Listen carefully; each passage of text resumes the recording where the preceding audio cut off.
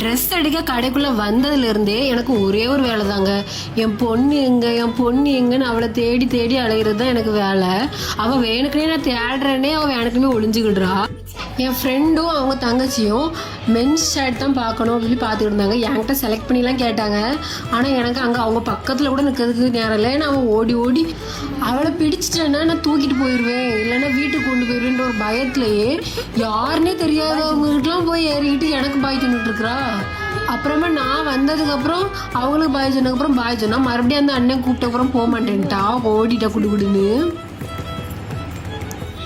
கடைக்குள்ளே இருக்கிறவங்க எல்லாம் இவளையே தான் பார்த்துக்கிட்டு இருந்தாங்க. ஏன்னா அவள் ஒரு கரையில் இருக்கவே இல்லை. ஃபுல் அண்ட் ஃபுல்லாக அங்கே எங்கேயும் ரவுண்ட் அடிச்சுட்டே இருந்தா. அங்கே போகிற அண்ணன்மார் எல்லாரும் அவளை வேணுக்குனே பயம் காட்டுறது, ஒன்று ஓடிடுவா, எதுக்குள்ளே போய் ஒளிஞ்சிருப்பா. அவள் இஷ்டத்துக்கு எல்லா இடத்துக்கும் போவா. ஆனால் யாராவது ஒரு ஆளை பார்த்துட்டானா குடுன்னு திரும்பி என்கிட்டே வந்துருவா.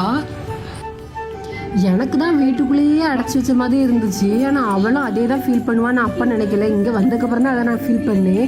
ஏன்னா அவள் அந்த அளவுக்கு ஓடுறதுக்கு அவளுக்கு கஷ்டமாக இருக்கும்ன்ட்டு அந்த ஷூ கூட வழுக்குதுன்னு ஷூவை கூட என்ன கலட்டி விடுன்னு ரொம்ப நேரம் அடம் பிடிச்சி கீழே உட்காந்துருந்து நான் ஏன் அடம் பிடிக்கிறேன் அப்படின்னு பார்த்தப்பறம் ஷூவை கலட்டி விட சொல்லி ஷூவை கலட்டினதுக்கப்புறம் ஓட்டு அவளுக்கு அவ்வளோ ஒரு ஹாப்பினஸ். நான் தேடுறேன்னு தெரிஞ்சு அவள் ஒளிஞ்சிலாடுற மாதிரி ஓடி ஓடி போய் இது பின்னாடி ஒளிஞ்சிக்கிடுறா. இதில் ஒரு 3 அண்ணன் மாதிரி அப்போ வச்சு என்ன கவனிச்சிட்டே இருக்காங்க. நான் அவள் பின்னாடியே சுற்றிட்டு அலையிறத. இவன் இதில் போய் ஒளிஞ்சிருந்தோடனே அந்த சைடு இருந்து ஒரு அண்ணெல்லாம் யாருக்குன்னே அவளை பயமுறுத்துற மாதிரி ஒரு மாதிரி சவுண்டு கொடுத்தாங்க. சவுண்டு கொடுத்தோன்னே குடுக்குன்னு வேற என்கிட்ட ஓடி வந்துட்டா பயந்து. ஆனால் உண்மையிலே அவ்வளோ ஹாப்பியாக இருந்தாங்க.